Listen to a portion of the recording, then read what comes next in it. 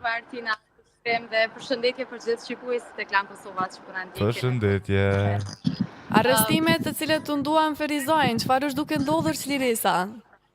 Po, në Ferizaj, në fakt, incidentet dhe rastet e dhunës në familje janë shumë shqetësuese dhe një rast i ngjashëm ka ndodhur edhe ditët e fundit kur një qytetar mashkull ka pasur mosmarrveshje me partneren e tij, kësaj ai ka ndikuar te ajo pra dhe ka sulmuar fillimisht partneren dhe kjo dhuna fizike e cila ka ndodhur mes çiftit ashtu siç është potencuar se nuk është e vërtetuar se janë çift apo jo, apo sepse se ka qenë vetëm një konflikt mes një burri dhe mes një gruaje, por me intervenimin e policisë, burri në mënyrë që të reagojë dhe të kundërshtoj gjithë ndihmën që e ka ofruar policia në këtë rast dhe intervenimin, ai ka sulmuar edhe vetë personin zyrtari nga policia, pra kështu duke e bërë dhunën e dyfisht jo vetëm ndaj partneres, po duke sulmuar pra edhe personin zyrtar.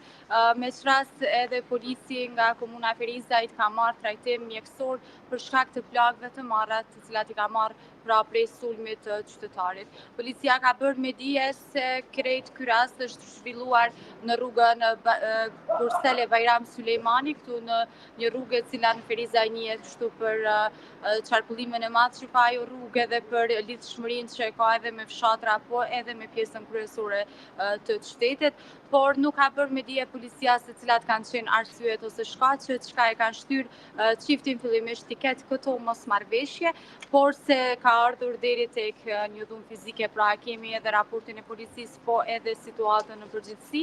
Hetimet kanë nisur menjëherë që nga vendi i ngjarjes dhe janë duke vazhduar për të ardhur deri tek një rezultat final që tregon se cilat kanë qenë pra arsyet dhe për momentin edhe gjendja e policisë është stabile, jashtë rrezikut për jetë, por dëme dhe lëndime kapsuar, kësaj pra edhe është duke vazhduar trajtimin mjekësor për çka ai ka kërkuar ndihmën e qendrës emergjente këtu në Ferizaj, aty ku është edhe duke vazhduar trajtimin.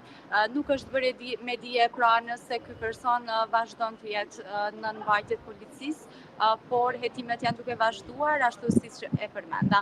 Nuk është rasti vetëm, por fatkeqësisht këto raste të dhunës në familje janë duke shënuar rritje prej javës në javë dhe vërtet janë shumë shqetësuese për sa i përket sigurisë fillimisht brenda familjes, mandej në raporte të ndryshme, relacione të ndryshme të cilat mund t'i kemi me njerëzit në përgjithësi. Artia? Po, të faleminderit shumë për të gjitha këto informacione, po shihet që në Ferizaj po është një mot i mirë, apo jo, se diell po duket goxha shumë, kështu po temperaturat nxatësh. Temperaturat janë të ulta, Beagi, po diellin e kemi që sadopak po na hap fytyrat, po kemi mundësi me buzëqesh, por temperaturat janë Beagi të ulta, por po vrehet që si po dal dielli po e kemi kështu një motiv dhe një vullnet, sepse po vrehet edhe pse janë ende orët e para të mëngjesit, po ka shumë flokse qytetarëve të cilët po e shfrytëzojnë ditën me diell, sepse në fakt gjatë tërë ditës po i kemi gjithastinët nga pak. A ke ndonjë informacion, apo niset dikush prej Ferizajt për marrën protest, apo Ferizajlit janë këtë në rregull, keni parë edhe nëse rritet çmimi, s'ka lidhje? Pse thonë që Ferizajlia kanë parë?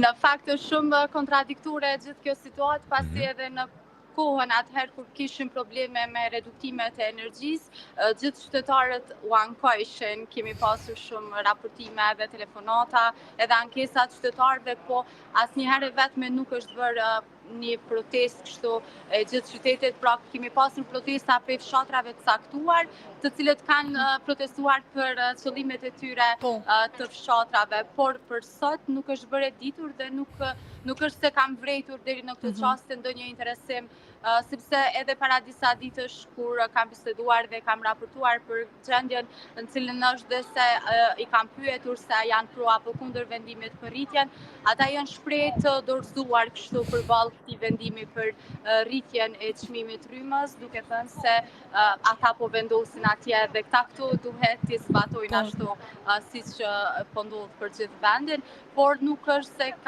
kam parë ndonjë interesim ose ndonjë njoftim se do të ketë ndonjë organizim për të ardhur në Prishtinë, por shpresoj shumë që kjo t'jetë vetëm ashtu në dukje, por në realitet të vinë dhe të protestojnë, sepse këto vendime sigurisht na prekin gjithë Kosovën, jo vetëm Prishtinën. Atë ku organizohet kjo protestë. Faleminderit shumë Çliresa.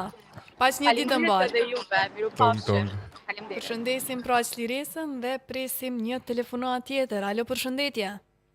Përshëndetje. Kush po na telefonon? Amir.